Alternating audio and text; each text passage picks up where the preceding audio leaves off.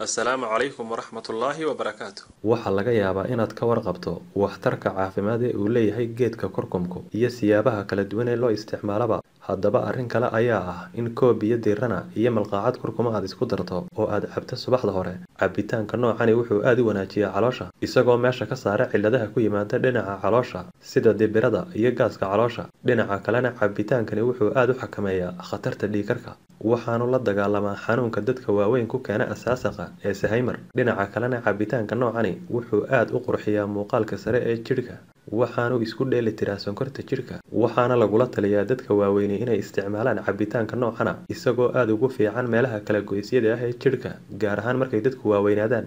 Qaabka loo diyaarinayaana waa in malqacad kurkuma oo aad budo ka dhigtay aad ku darto koob biyo diirana, kadibna aad xoog isugu walaaqdo oo aad cabto subaxda hore quraacda ka hor. Ilaahayna waxaynu weydiisanaynaa caafimaad taama iyo dembi dhaaf. Aad baad u mahadsantihiin.